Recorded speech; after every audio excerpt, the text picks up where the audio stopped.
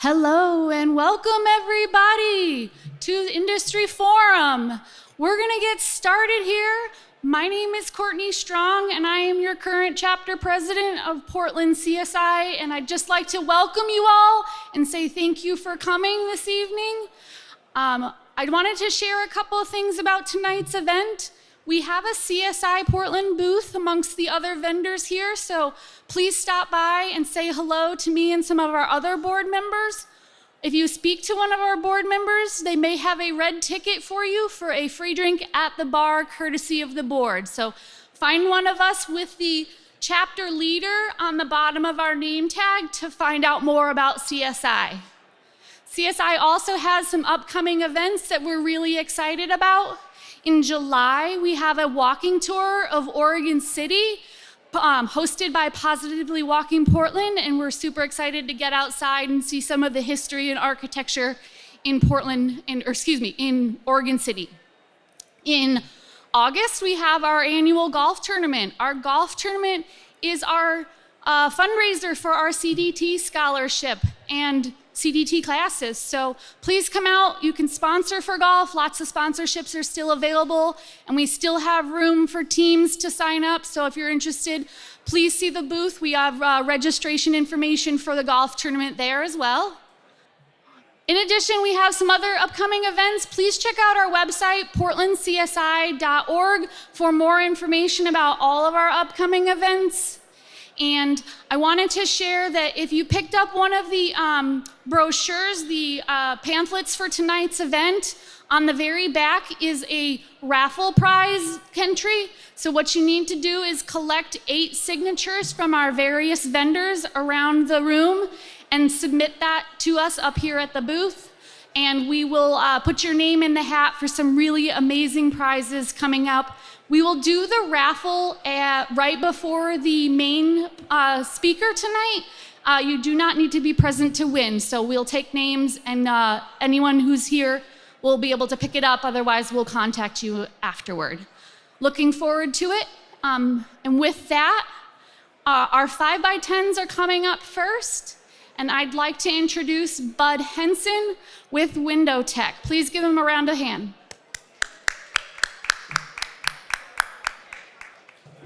All right, thank you, Courtney.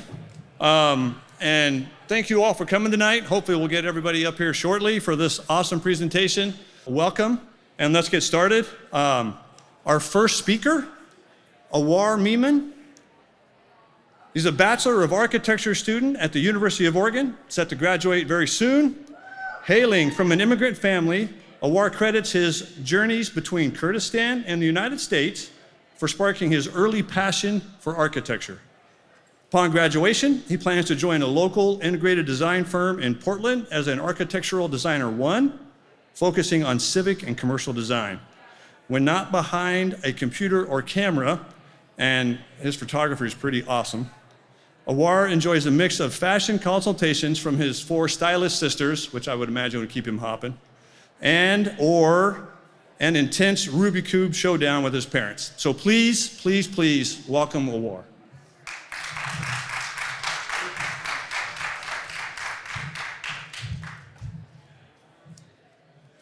Hi there. Thank you, Bud, for inviting me to speak at this presentation. Yeah, I guess I'll begin. So my project is titled Village Vignettes, a portrait of Kurdistan's improvised architectures.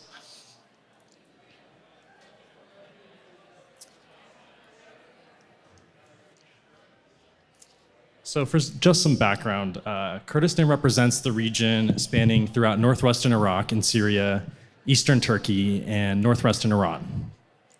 At its epicenter is the autonomous region of Iraqi Kurdistan with its own official parliament, military, and national identity. Erbil, pictured in the bottom 2 images here, is the capital of Iraqi Kurdistan. It's one of the oldest known cities in the world that's still alive and dates all the way back to 5000 BC. Kurdistan is nestled amidst expansive mountain ranges, rising to high altitudes, resulting in scorching summers and sometimes chilly, at times snowy winters. With each passing year, the region experiences a gradual increase in temperature. Kurdistan can be described as a dense cacophony of different cultural traditions, languages, and historical influences. In its current state, many would consider Erbil, the capital, to be at a crossroads, torn between traditionalism and modernity, lingering in a state of limbo as various facets of its identity start to mirror distant lands.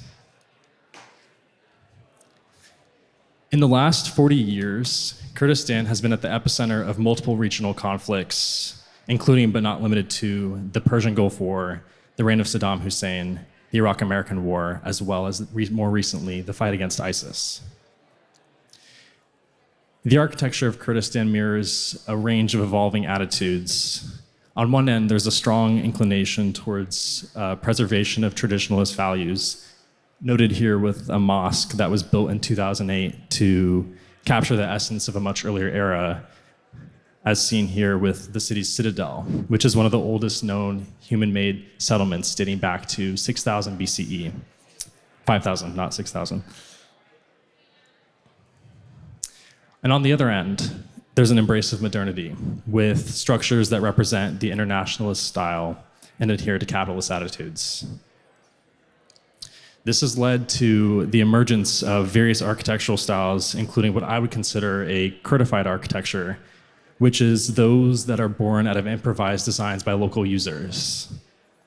They typically begin with some sort of globalized material or infrastructure, such as concrete or metal, which are then recontextualized for program in place, such as a tea house sitting atop a river made of corrugated metal. And then there are the replicated architectures. The majority of roads developed in Iraq in the last 4 decades were under Saddam Hussein's regime. And after the death of Saddam, we saw a major boom in housing developments, most of which seek to emulate foreign styles of living. So pictured here is 3 places. One of them is called English Village, and there's Italian cities 1 and 2. Most of these developments end up empty, unaffordable by local Kurds, and occupied on a time-to-time basis for expatriates. Owners and developers unwillingly become landlords, renting these homes out to a variety of local businesses and organizations such as restaurants, workplaces, or childcare facilities. This project centers itself on a replicated suburbia known as American Village. Constructed in 2007 to resemble a Virginian suburb and meant for expatriates, the American Village features its own privatized power grid and is fully designed to emulate the American lifestyle. The street features its own names that go as far as being named after US states, such as Florida and New York Avenue, as well as California Street. The Kurdish appropriation of American architecture could be described as rather eerie for some, with large, expansive living spaces that are hard to fill, bathrooms the sizes of bedrooms, and a suburban layout that makes for overall limited social interactions. Many would consider this a failed experiment, as a large chunk of the houses have gone unfinished, and those that have entered the market have been highly unaffordable by local Kurds, costing around $600,000 in 2018. Okay, I apologize, the text might be missing, but with the flood of external political events, Kurdistan has struggled to grow due to a lack of stability and faith in the future of the region. In the last 2 decades, Kurds have grappled with power outages, revealing systematic flaws in the democratization of the energy grid. These outages have disproportionately affected certain groups within the Kurdish society, highlighting disparities in access to reliable electricity. During the Iraq-American War, Kurds faced extended periods without electricity, forcing them to adapt to what I would consider a quasi-westernized lifestyle during hours of electricity, like playing Xbox 360, and then reverting back to traditional practices during times of power outages, like playing soccer or engaging in traditional crafts.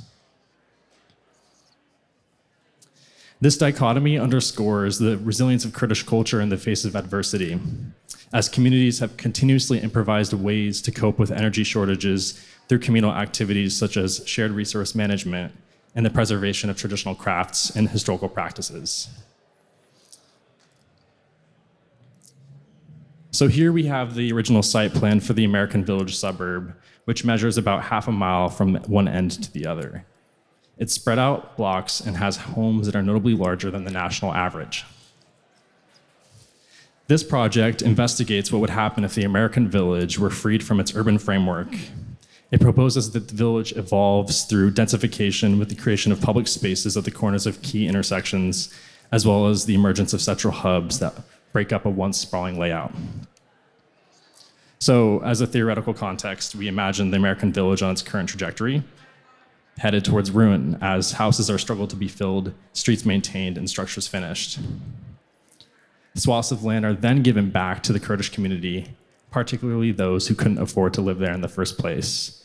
In segmented portions, Kurds are allowed to do whatever they would like with the spaces. Slowly over time, communal spaces develop at the intersections of previous street corners, and over the course of a few generations, houses are connected to one another and re-enclosed using traditional building materials, such as mud bricks or earth and plaster.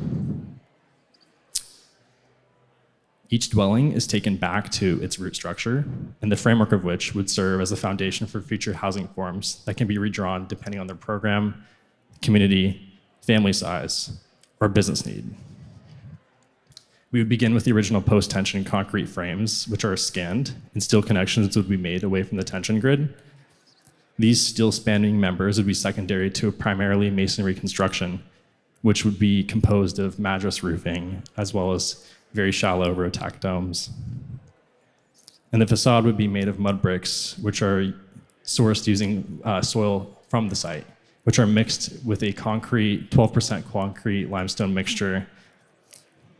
Each mud brick would be stacked and covered through multiple passes of limestone, and each housing cluster would be combined to create a shared outdoor communal space that connects people and place. Each public square is a lively center of activity, bustling with local businesses, cultural events, and social interactions, fostering a sense of community and connection that would revitalize this urban life. Additionally, these spaces would be designed to enable Kurds to engage in enhanced resource management, stimulating the economy and providing areas for people to spend time in that are less energy intensive. With an increased level of independence, a new experiment in sustainable living can unfold.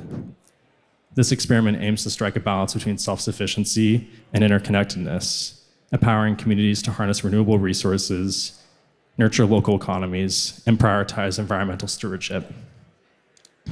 Above that, an urban framework is made that it can allow people to reconnect with their traditional daily rituals, allowing them to pursue a deeply vocational and purposeful life predicated upon a rich communal lifestyle. One where homes can cater to the public, outfitted with small businesses, such as Kurdish dukans, or social gathering spaces known as Judi Meman, as well as the private dimensions of life, like communal courtyards and shared outdoor spaces for cooking and daily domestic activities. In envisioning a future where architecture not only respects, but also enhances the rich cultural mosaic of Kurdistan, we lay the foundation for resilient, vibrant communities that thrive in harmony with their environment and heritage, in spite of the occasional obstacle along the way. Thank you.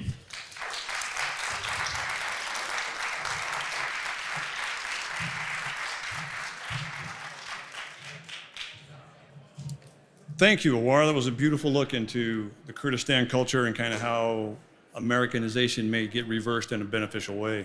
Our next speaker, Mark Brune, is a principal and mechanical engineer with PAE.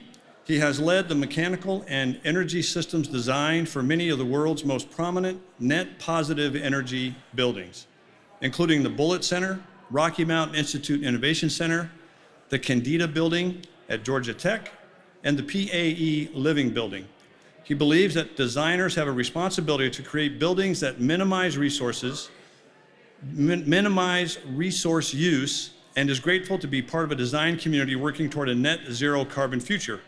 Mark holds a master's degree in mechanical engineering from the University of Washington and a bachelor's degree from the University of Portland. Please welcome Mark.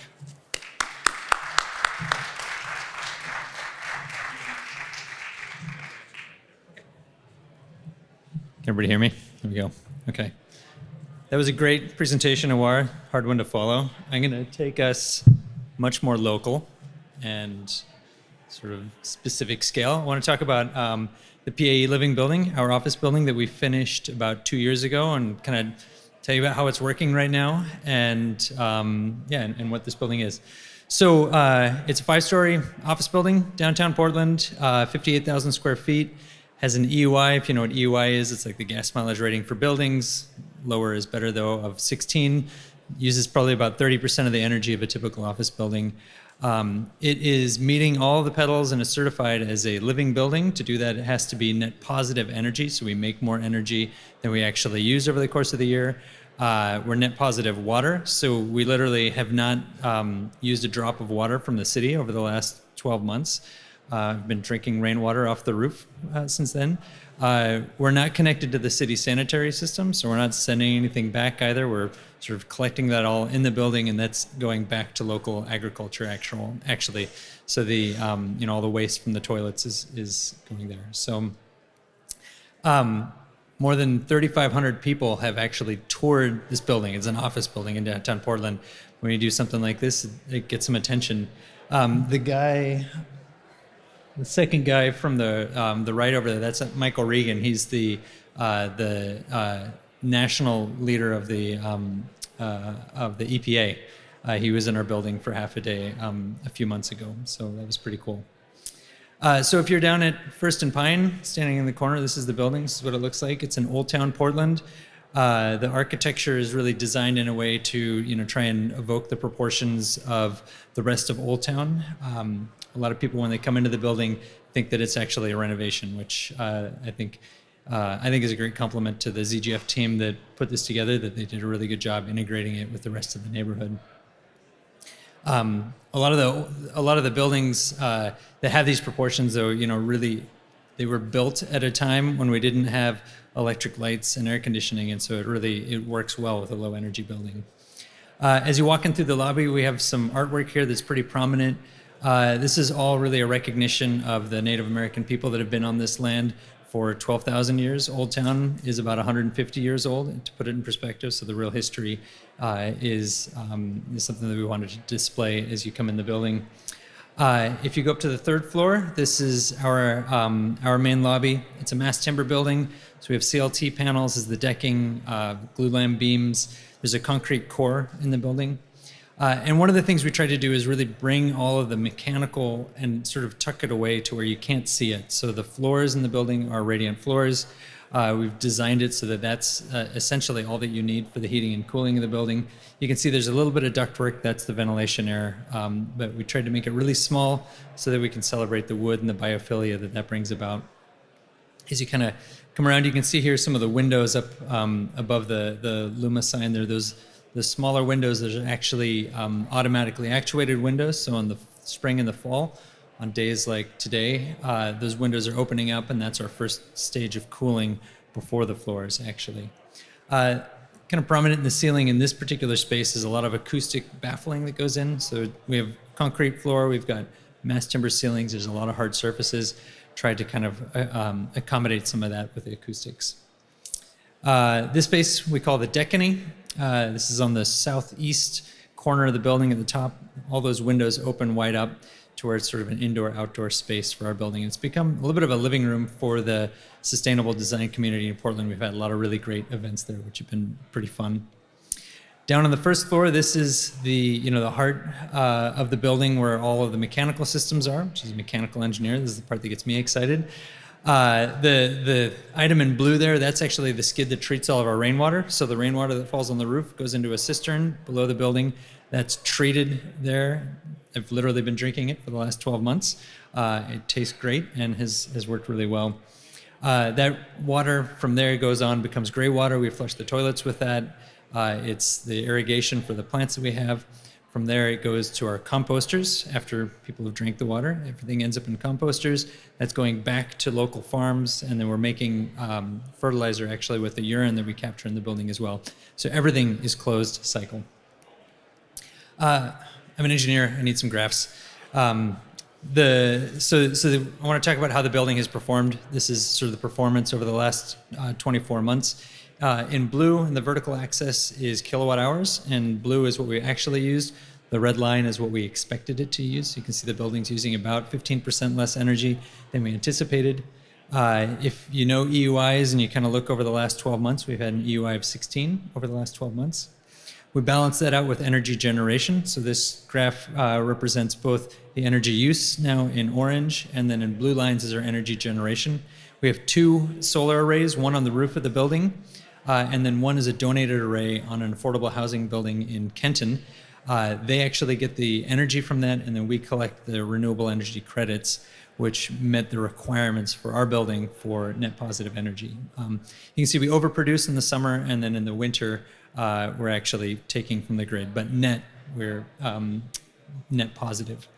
And this sort of wavy line indicates our net positive over the course of the year. The big wave in the beginning is as we were getting the building commissioned. We kind of dropped down, and by about March, that was when we had 24 months of data. And since then, you see it's climbing, and we're actually, right now, we've produced 20% more energy than we've used over the last 24 months. So we're really excited about that. So a lot of good things. Failures are also kind of interesting to talk about. There have been some things that haven't worked out like we expected, so I want to talk about a few of those. 3 of the main ones: bugs in the composters. With compost comes bugs. It's no different in our building. Battery problems and microgrid commissioning problems. I'll start with the bugs in the composters. So that big mechanical room you saw, we have everything in there. We got the composters in there. We got the water treatment system in there. We got our computer systems in there. And we've got little fruit flies that come with the composters. And our IS people did not like the fruit flies that like to fly into the computers, actually. We had bugs literally flying into the computers. So we put up some bug netting to try and deal with that before they had a heart attack and before they actually damaged anything. And that's basically worked. We've also tried to kind of tamp down the bug population, but it comes with composting. On the battery side, the batteries have been a long project coming. So 2017, we started talking about them. We got the microgrid system and the batteries working last month, finally. So a lot of moving parts with that. The microgrid, that white box there, is our actual microgrid system. If you think about like an electric car, it has kind of something similar. It's a computer that decides, where the energy's going, how it charges. Cars are mass produced. Buildings like this are bespoke, all of them. And so this is kind of the issue that comes up. If you're trying to do a microgrid in a building, it's unique to every single building. And it took just a lot of commissioning to take it through its paces to where it was working. Another prominent person coming through our building, Congressman Blumenauer, checking out our microgrid. The big boxes over there on the, left side of the screen, my left, your right, those were our old batteries. There was a UL listing problem with them. The manufacturer never was able to get the UL listing. These are our new batteries that were installed about 6 months ago, so they actually had to come out. We got new batteries in. These are the ones that are now commissioned and working really well for us. I want to finish on kind of a positive note. We did a post-occupancy evaluation of the building in conjunction with CGF and with some PSU students. So this was really helpful. They came through and they interviewed a lot of our staff to find out how are they interacting with the building, how do they like it. So just wanted to share some of those results. We talk about beauty and the biophilia in the building a lot. Part of that, as a business owner, we want our staff to be more productive, and the high performance building and the biophilia and the daylighting all actually engage them in a way that makes our staff be more productive. And so it was great to see that people tended to think that the building really was beautiful and helping them in that way. Over 80% felt a sense of belonging and welcoming in the building. Collaboration was kind of a big deal. I see 50% here being satisfied with collaboration.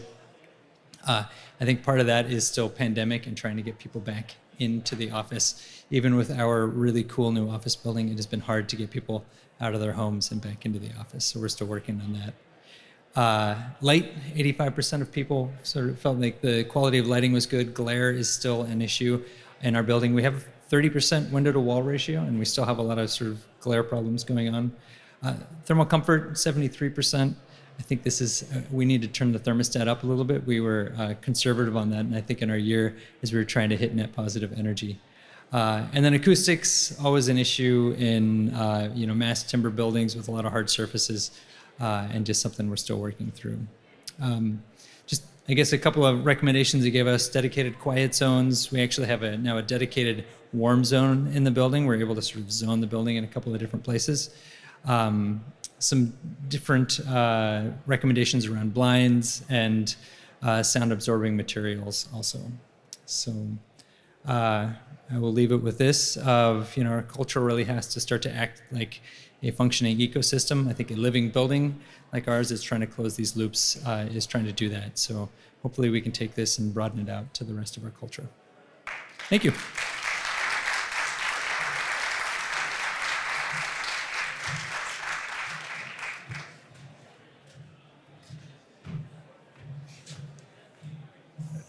I think it would have to be exciting to work on the first living building here in Portland, and hopefully it's not the last. Hopefully we'll have plenty more as this comes along. So our next 5x10 speaker is Alisha Sullivan. Alisha has been at the helm of the Willamette Light Brigade and its iconic Portland Winter Light Festival program since 2018. Under her leadership, the organization has expanded its reach and become a catalyst for creativity, economic stimulation, and collaboration in the community. She descends from a long line of granola-eating, sock and sandal-wearing Oregonians and has lived in Portland for 20 years. Alisha holds an MFA in Applied Craft and Design from the former Pacific Northwest College of Art, a bachelor's in Art and Business from the U of O, and has been in the arts since attending an arts magnet elementary school in Eugene, Oregon. Her path was never clear while looking forward, but in hindsight, the road has been surprisingly consistent, and she strongly believes that creative, immersive art has an important role to play in future Portland. Please welcome Alisha.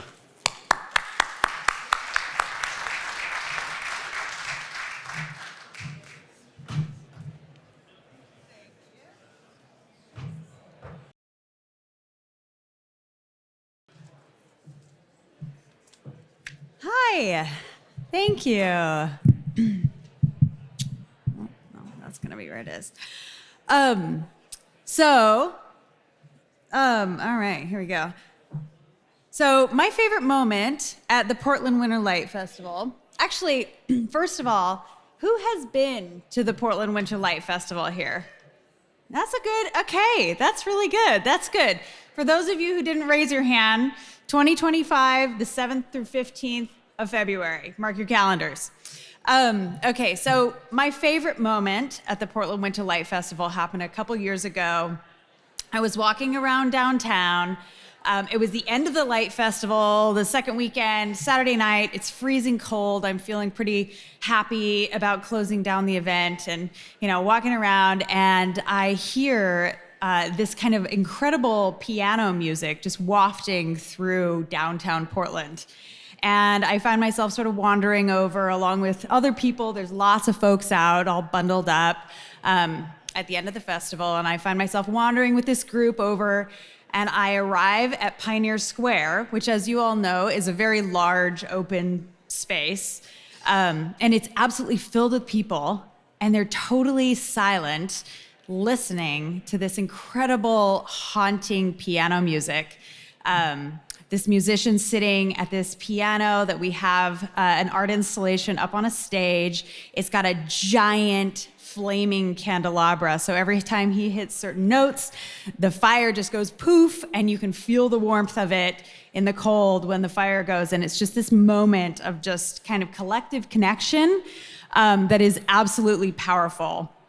And that's what the Light Festival is all about. It's about transforming the familiar into something new and using art as a catalyst to do that.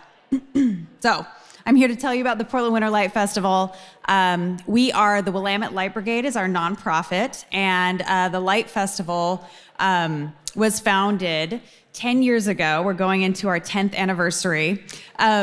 The mission of the Willamette Light Brigade is to light the bridges of Portland, and in doing so, enrich the public realm, create a sense of civic pride for Portland, and connect the east and west sides. And the Light Brigade was actually founded in the mid-'80s with that mission. So it's very interesting to see it all kind of come around and be really relevant now.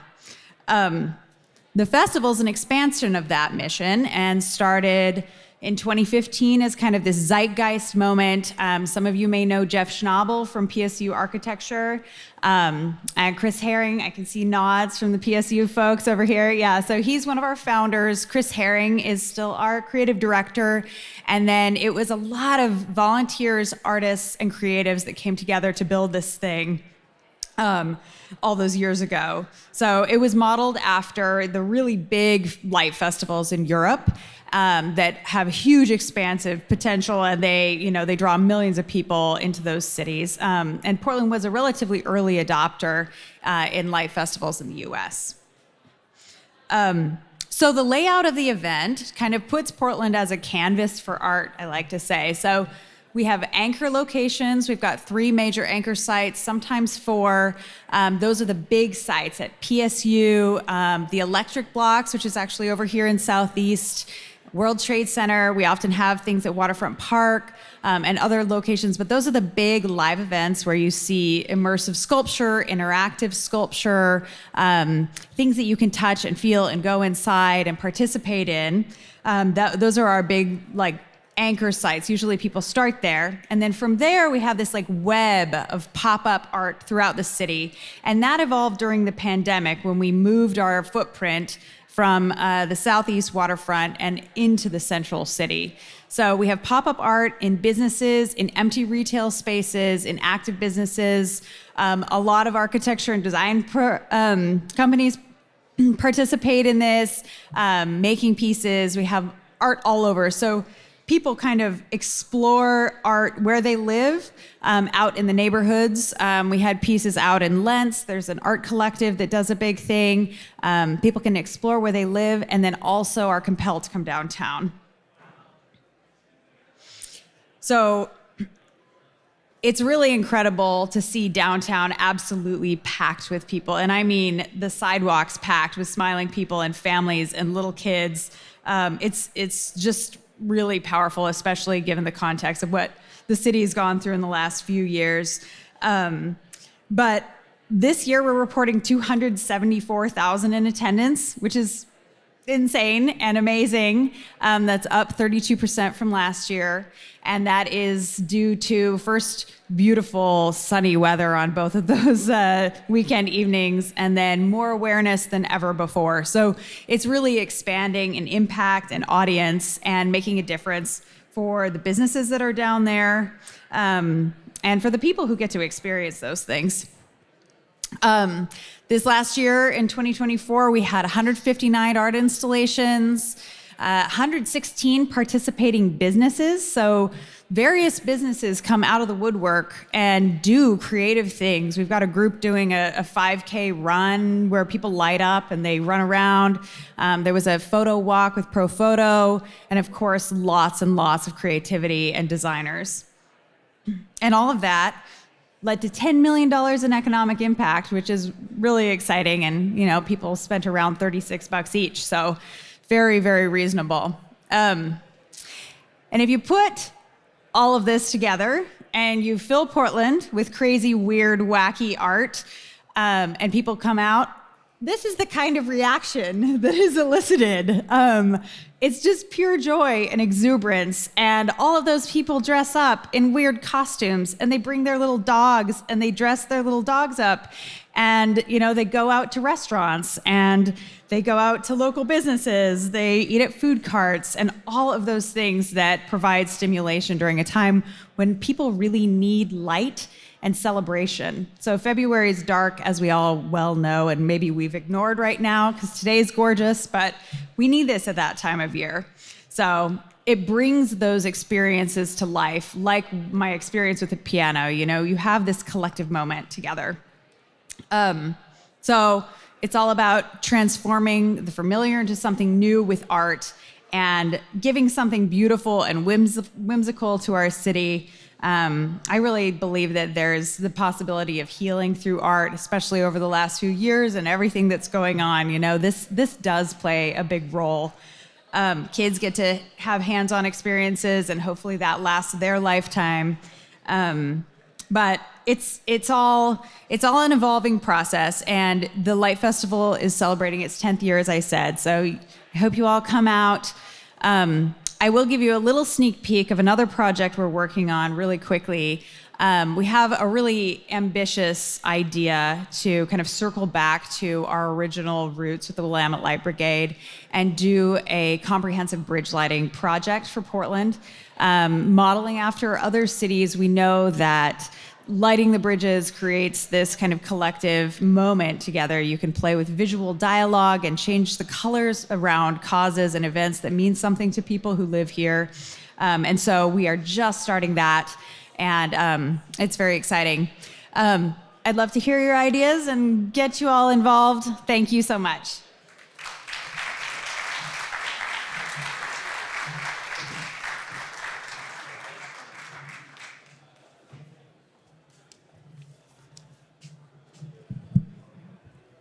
Having been, it is truly fantastic and very, very fun. If you haven't been, I would recommend it highly. So thank you, Alisha, very much.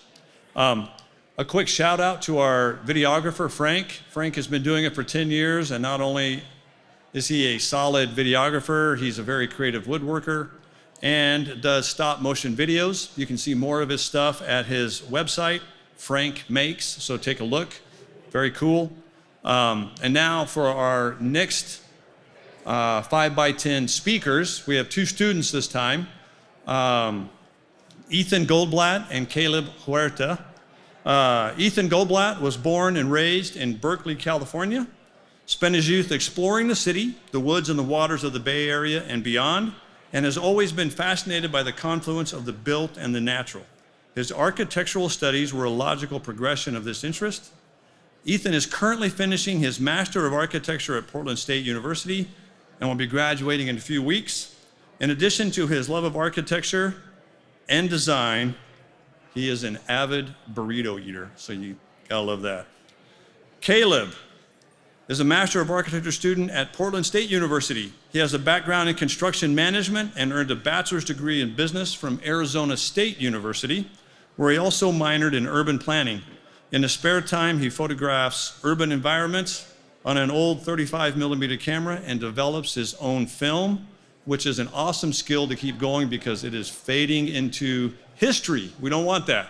So please, please welcome Ethan and Kaleb.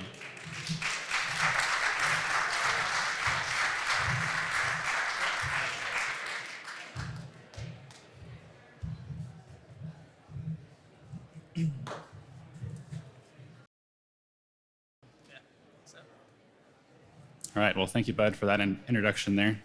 Ethan and I are excited to be here and have this opportunity to share our thesis project titled Dissolving the Edge, Reimagining Downtown Portland's Relationship to the Willamette River. In setting out on this project, we honed in on the lack of connection, both physically and conceptually, between people in downtown Portland and the Willamette River. So today we'll share a few key pieces of this research and then get into the project that looks more closely at this connection between city and river. So in this map of Portland from 1867, you can see the city as it was in the early days of development, and long before major roads dominated the waterfront spaces along the east and west banks of the Willamette. At this time, the edge between Portland and the Willamette River was defined by the riverbank and the ever-changing water level. And so looking here at this photo from the early 1900s, you can see industrialization has really taken hold in downtown, and much of the waterfront is occupied by industrial facilities. And although the river was heavily polluted by these facilities, the active waterfront spaces seen in the photo are a stark contrast to how the river is currently interacted with in this area. And we found this activation along the waterfront really interesting. And so moving forward here, in 1949, the construction of Harbor Drive Highway, you can see here in the photo, dramatically altered the fabric of downtown. And while the highway was removed in 1974, the impacts of this movement still can be seen today.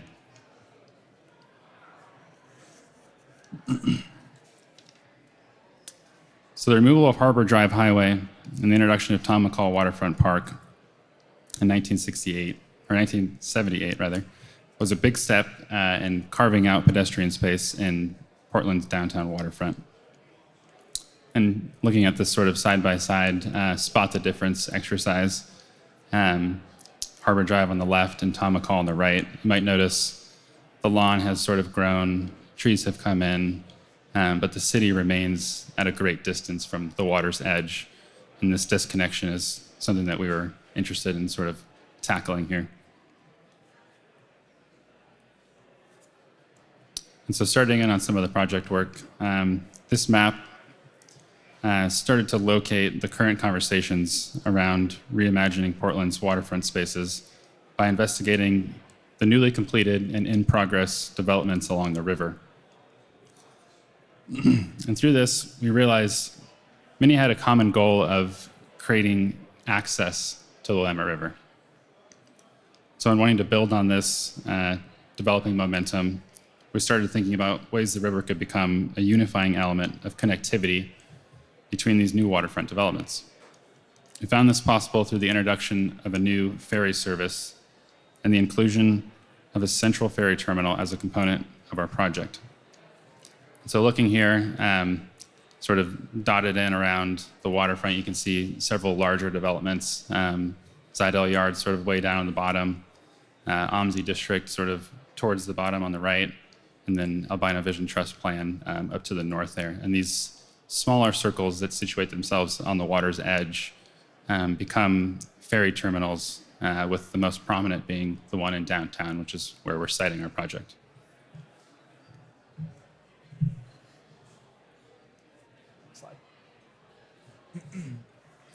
So in addition to introducing city-scale connectivity via the ferry, the project also sought to break some of the existing north-south barriers and introduce lateral connectivity from the river reaching into the city.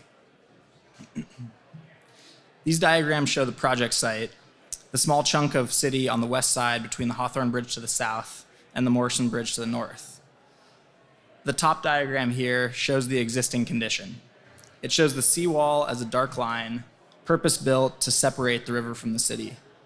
It shows how the city ends abruptly at NATO Parkway, and how NATO itself acts to separate the city from the park, rendering Tom McCall a sort of disconnected in-between space. This series of edge conditions, as Kevin Lynch called them, reinforces north-south continuity and east-west discontinuity. Most importantly, it cuts us off from the river. The design proposal shown below attempts to change that. Conceptually, the design pulls the ever-familiar 200-foot by 200-foot Portland city grid into the river, reorienting the river as a space that we should engage with, as a space for people, as a space to recreate, to exercise, to circulate. Just as the park blocks bring green space and nature into the city for people to enjoy, the river blocks aims to bring the city into the river to reestablish connection between the two. And here's how we would do that. So first, NATO Parkway would be closed to cars between Salmon and Morrison. Though this may sound like a severe proposal, it's building on decades of precedent, moving from highway to 4-lane road to 3-lane road, ceding more and more space away from cars and towards the pedestrian. The second is to break the seawall and restore the riverbank as a riparian habitat.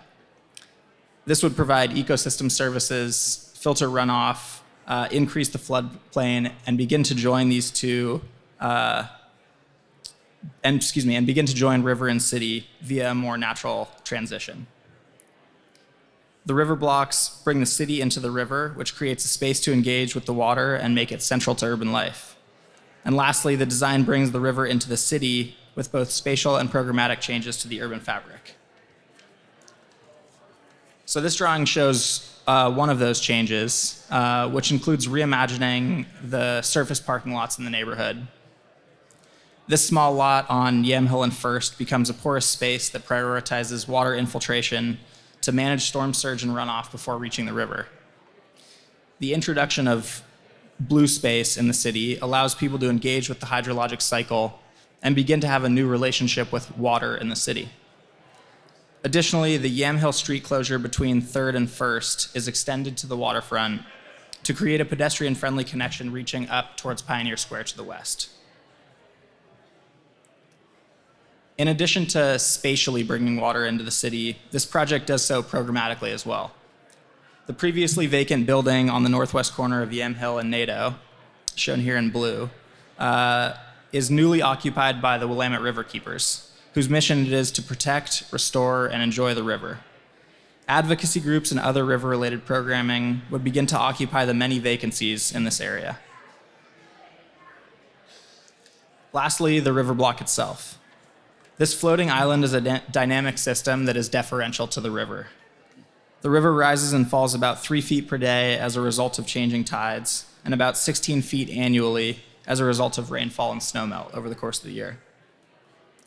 These daily changes connect the height of this island to the tides, the ocean, the moon, and the annual changes connected to the rain and snow in the winter and snowmelt in the summer. The mixed-use programming consists of a ferry terminal and ticketing area, a cafe and bar, and sauna and showers with changing rooms, and a swimming area that includes both pool and river swimming. The amphitheater seating that you see here looks out to the river and doubles as event space, where barges would pull up in the summertime and act as a stage for concert series, summer plays, etc. Here's an early diagram we drew that it speaks to the architectural partie, the idea behind the architecture. So the form of the building was generated from the title of the project, which is Dissolving the Edge. A typical architecture of vertical walls calls attention to the distinction or duality between interiority and exteriority. By rotating the ground plane, the goal was to create continuity between people space and water space. So, finishing things off here, and these two perspectives start to show the variety of opportunities for engaging with the water created by this project. And over the past 8 months, there were many iterations of this project, as you might imagine, and they all sort of attempted to do this same thing. And so we recognize that this is not the only way to remedy the issues we identified at the beginning of this presentation. However, we hope that this project and others like it can act as a catalyst in progressing ideas around greater engagement with this invaluable natural resource running through the heart of our city. Thank you.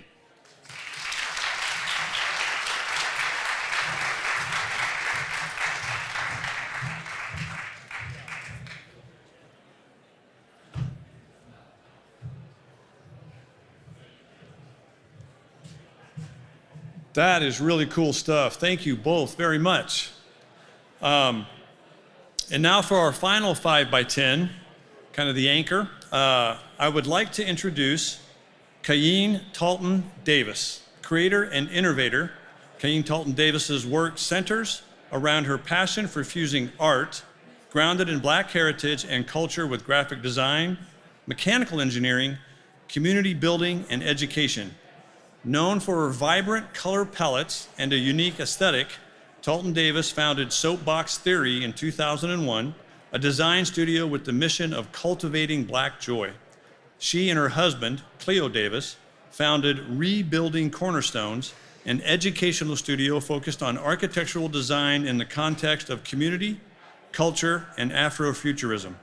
Together, they dote on their 4 children, awesome, while continually creating new art. Additionally, Kayeen is the Director of Partnerships and Design for Albina Vision Trust. So please welcome the wonderful and vibrant Kayeen Talton Davis.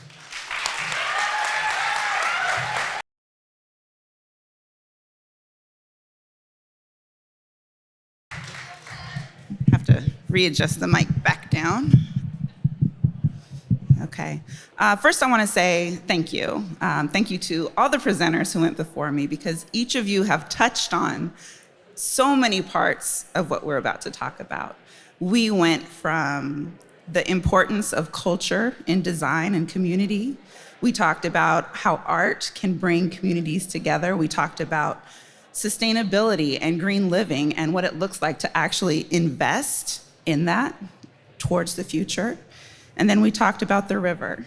And all of these things are the things that Albina Vision Trust is working on. So first, we're going to start out with our slides. So space is a necessity of life. Space to celebrate, mourn, grow, breathe, and refresh, to live and to matter.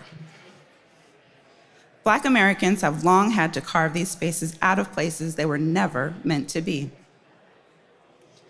And so often, once these niches turn into neighborhoods and communities, they are destroyed under the guise of urban renewal.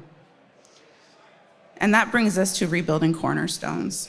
Albina 1 as spatial justice in practice.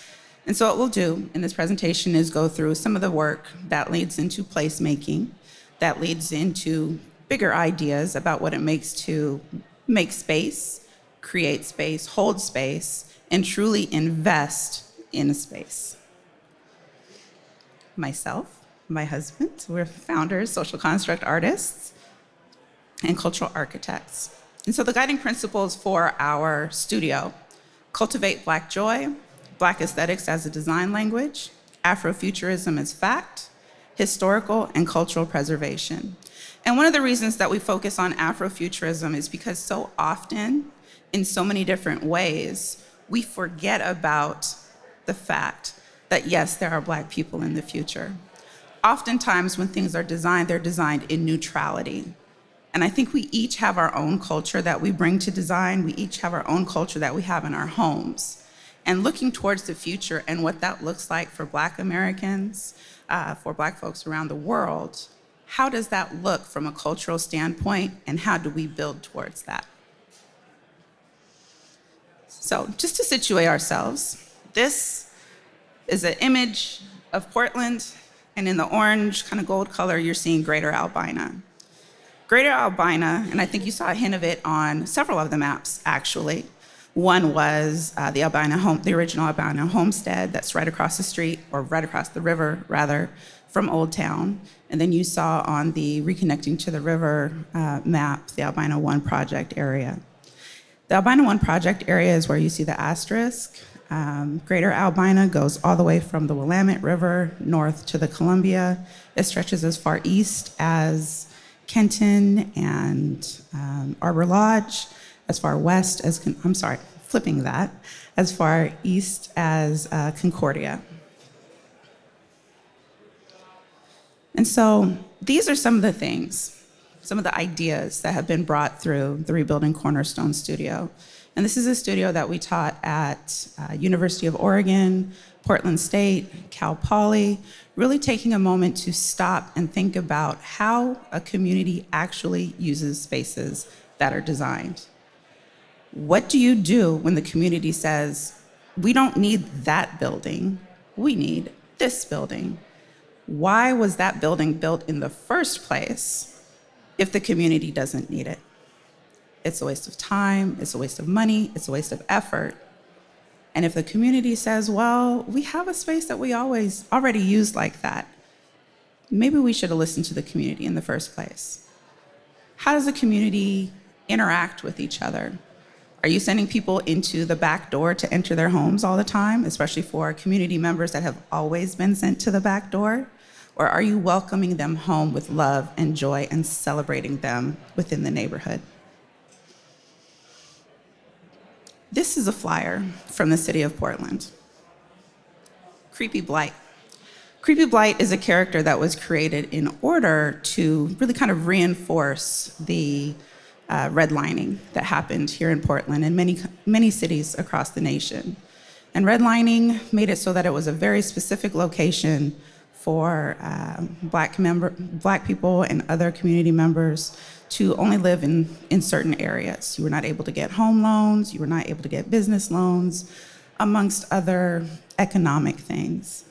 And so when you weren't able to get those loans to fix up some of the things within your neighborhood, stuff started to deteriorate a little bit. But at the same time, your home, if it had a clawfoot tub, could be deemed blighted. Blight was used to remove a large population of Black Portland. There are three or four projects that I'll be highlighting in this, and one of them is the Historic Black Williams Art Project, which was the first project that led to placemaking. And it highlighted the vibrant community that was along North Williams Avenue throughout the early 1940s, 1950s, as the community expanded. Here we have the North Alberta Black History markers. Again, still in Albina, but really expanding and really bringing the vibrancy of community to life and making it a little bit more permanent for people who have not been familiar with the history. This is a series of, we'll call them films. They're hypothetical films, but what they do, these movie posters, they educate about different aspects of things that have happened within the community from a historical standpoint. So many of these images are actually from the City of Portland archives. These homes that you see in the ghetto, the Albina Ghetto Manufacturing of a Lie poster, those are homes that were actually redlined and deemed blighted. And this image, this is a mural that's in downtown Portland. We heard about some of the waterfronts that were in Portland in the 1860s and 1880s. Some of these women in this image were here in Portland in the 1880s during a time when you weren't supposed to be here. And so just a comment to say, well, we've been here.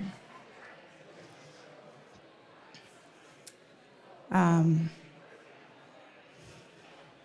don't think it's going to show up, but this is a project called the Mayo House. There was a video that was done about it called Root Shocked. And in order to move a house, an 1895 Victorian home, we went before City Council. And the quote was said, "We're not here asking for money. We're here asking for an opportunity." Let me change my language. I'm not asking, I'm saying. We have to have the opportunity to be prosperous. And so really this goes to saying there are so many, as somewhat illustrated, there are so many things that work against community building if you are not the one in power, that you gotta give people the opportunity if you say you're going to. Now, getting into Albina Vision Trust. So again, here's the map. And this is what that area looked like. In 1948, you're seeing much of the original street grid. You're seeing homes, you're seeing businesses, you're seeing community centers, churches, all of these things. By 1962, the vast majority of that is decimated. And it was decimated in order to build Memorial Coliseum, I-5, and a little bit further north, Emmanuel Coliseum. This area was targeted, again, through the redlining, through use of eminent domain, in order to take these properties and use them create a use for them for people who were not living in the area, but were in fact coming in from the suburbs in order to get to their jobs downtown. And then by 2023, we have this Portland Public Schools Matthew Prophet Center, we have Memorial Coliseum, and we have the Moda Center, which really makes up this great big concrete heat island. In order to change that and make it a more valuable thing for more of our citizens within the community, within the city, within the region, Albina Vision Trust undertook the Community Investment Plan. And in doing so, we reached out to hundreds, thousands of community members and said, so what do you want to see? What needs to be here? What are the important values that this space needs to hold for you? This space. So this is another view. And they said that this space, this area along the river, where there's a train track that runs, where it's again, a heat island, where it is a horrible traffic snarl anytime between 3:30 p.m. and 7 p.m., and even worse when there's an event, needs to look like this. An area that's vibrant, that's used throughout the day, throughout the night, whether there's an event or not. And highlighting the differences in density between smaller residential, low density areas, higher density areas. And so this is what that looks like. We have home ownership, we have entrepreneurship, existing business development, ownership interest, employment, community resources, reconnecting to the rivers, hubs that are for food, for mental health and wellness, for entertainment, for the arts, really regrowing a community centered back into this region. And where you see this star is the first building, Albina 1. Albina 1 is the first project for Albina Vision Trust that has broken ground. We broke ground last year with great celebration. It is unique in that it is purposely designed to counteract the displacement. It is intentionally designed with cultural elements in order to make people truly feel at home. It is centered around programming to support, in this case, many times single fathers, and workforce education as well with a community partner, Rosemary Anderson High School, POIC. So within Albina 1, so on the exterior of Albina 1, you're seeing some different elements than what you might usually see on a building. And those elements are things that we're creating in order to be kind of different. So often buildings look the same, or they're taking such similar architecture from each other. And we said, well, that's great, but we want this to be special. We want to make sure people feel at home, not just because they are home, but because they're home. And this home was designed for them. And so to that, the interiors and a lot of the colors and the textures are inspired by a West African fabric called beule. And what that is it's a weaving, it's an expensive fabric. It's something that is truly hands-on, to be enjoyed, to be useful. And looking at this fabric and the colors and the vibrancy that it adds to life really show up in the interior spaces and the art program. Additionally, the finishes reflect the intentional decision to have a building which is both beautiful and livable, utilizing materials with improved air quality results, operable windows, edible plantings, and 3 common balconies. And so when you're living in an apartment, a condo, you don't have that outside space often, especially if it's a larger building. And so what we wanted to do was make spaces to bring together the community that lives within the building and give them the opportunity to interact, and not just in the hallway, not just in the elevator, but a relaxing space to join together as well. And what you're seeing in this are the greenhouses that they'll be able to access to grow food, to enjoy as they walk along the riverfront. Again, a marketplace, because marketplaces are fun. But a design culture of inclusion of the voice and desires of the very communities we work with must become the norm. Lift up Black voices and partner in cultivating spaces of Black joy. Thank you.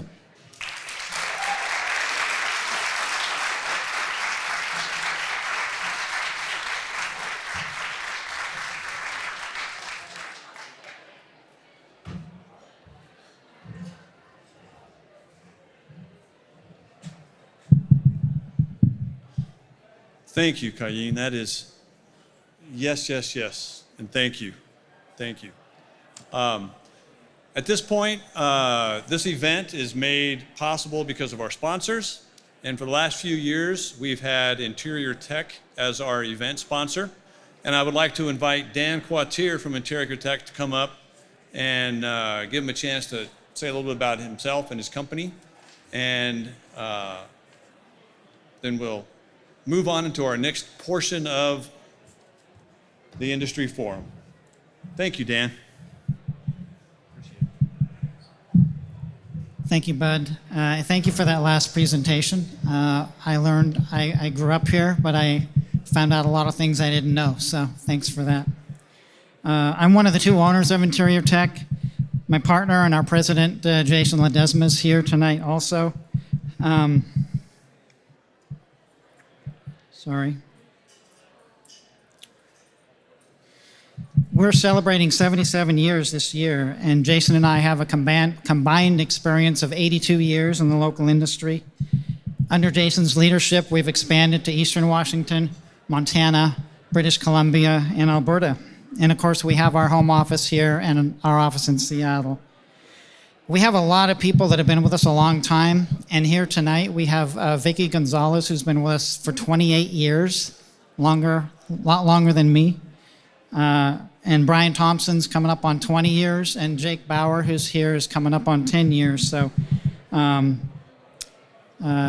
we like to think that we're the preeminent firm when it comes to providing design assistance. We provide design assistance in fire life safety, space division, a lot of really large and unique commercial door systems. And we also believe that we have some of the best relationships with the design community, with the possible exception of Jody Moore. And that's why I'll be hanging around her booth later.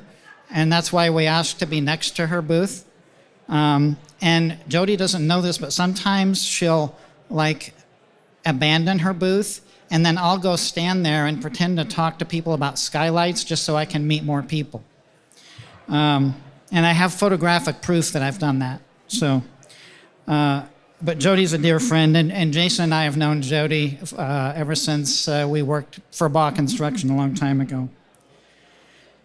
Interior Tech is not just a rep company. I kind of look at it like we're cradle to grave. We provide design assistance, we contract for the work, we install all the solutions that we have, and ideally we service and maintain it for the life of the building. And we have factory-trained technicians on our own payroll. We install everything.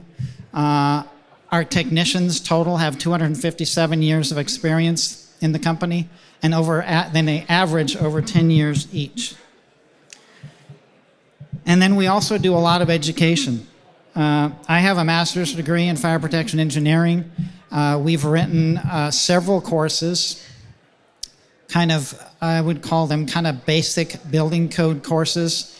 We have our manufacturer courses as well, of course, courses that are written and generated by our manufacturers, but ours are somewhat less product-based, and they're really good. They've been well received, and we have a list of them back there if you want to pick that up. So, and then the last thing is, we're kind of known and respected for not trying to steer a designer in the direction of a product that only we can do. I have conversations all the time, especially in the area of fire and life safety. If I'm working with you and you need a product that I don't have, then I'm going to tell you that. I'm going to tell you where you can go get it. And I think that helps us, or is helping us be known as a trusted advisor. Last thing, we have a little history collection back here. It's up in the corner. I don't know if you saw it. You might have seen it and said, what the heck is that doing here, and why did they bring that? Through a series of events, we inherited almost 1,000 old industry books, building codes, fire codes, all sorts of books. There's a book back there, a home handyman book from the 50s, from the 1950s, and that book is interesting because there's no mention of any power tools, okay? So a lot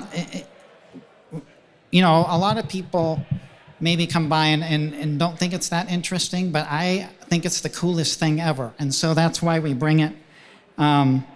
It had been in storage for a very long time. I can tell you the story if you want later, but it took us about a year to catalog it, and now we bring a small part of it as a very small part of it that we have. And obviously it relates a little bit to what we do, building codes and fire and life safety consulting and products. So we really like that connection. You know, there's a lot of things in the building code that are there because of events that happened. You know, the building code is not written by a Wizard of Oz type of guy behind the curtain somewhere. There's things that are in there for very specific reasons, and sometimes it's really helpful to know that. So I hope you enjoy it. You know, younger people tend to come by and say, man, I can't believe how small the code books used to be. And people my age come by and sometimes reminisce and say, hey, I've got some books you might want. So, and we're very open to receiving old books. So I hope you enjoy it. Thanks very much, Bud, and I'll turn it back over to you.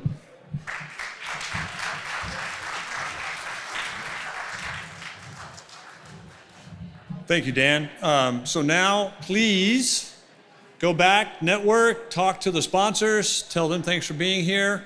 And if you bump into one of the 5x10 speakers, please tell them how much we appreciate all of you for coming and helping tonight with this. The awesome information that you brought, the ideas, the concepts, the care. We appreciate that very much. And now go and enjoy the networking. There's hors d'oeuvres, there's drinks, and there's a lot of sponsors to say hi to. So thank you so much.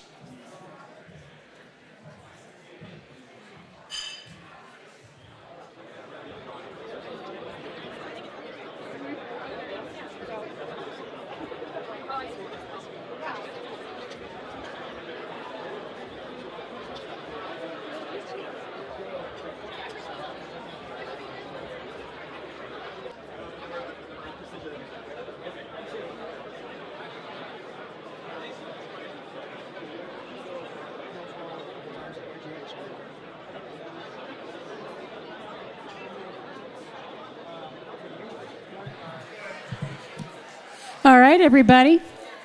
We're getting ready for the next segment, and maybe you have your card all 100% filled out, but whether you do or not, time to bring it up and get ready for the raffle and see if you can win a nice prize, because then we're going to have the treat of the evening with our guest speaker. So come on forward, please.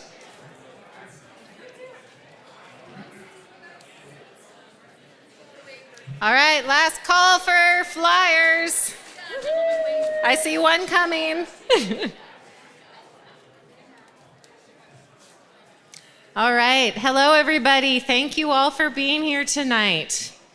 I'd like to take a moment and thank the Industry Forum Committee for putting this great event on. If you could hold your applause until I say all of the names, then give a big round of thank you. I'd appreciate it. Tony DiVincenzo with Imagine It is our chairman. Alexander Lungerhauser with Henneberry Eddy was not able to be here tonight, but he curated our amazing 5x10 presentations tonight. Alexandra Brennan was our graphic designer for all of the flyers that we had tonight. Millie White, who I'm sure a number of you here got invitations from, was one of our committee members. Jody Moore, of course, is always great on the committee. And Bud Henson with Window Tech, as well as myself. So thank you to the Industry Forum Committee.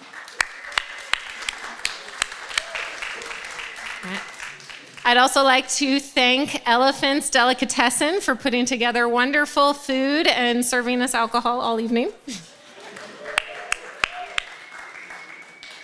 And I'd also like to thank our audiovisual for making this event sound so wonderful tonight. All right, so are we ready? I shook the bag and mixed them all up. All right, so for our first one, we'll be giving away the glass tumblers with the different Cascade Mountains in them.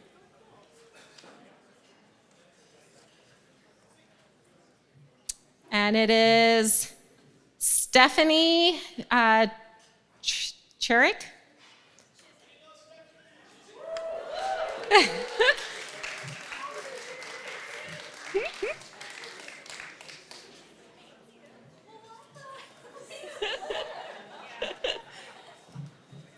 All right, the Solo Stove, getting ready for the summer backyard fire pits.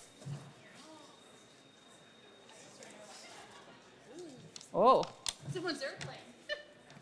Sarah Richardson.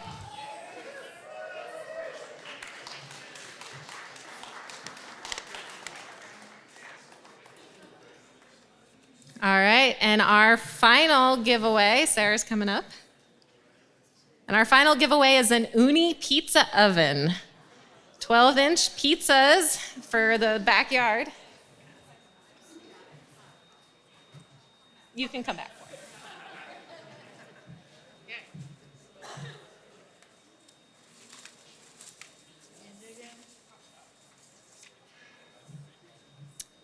it. Peter Coppert.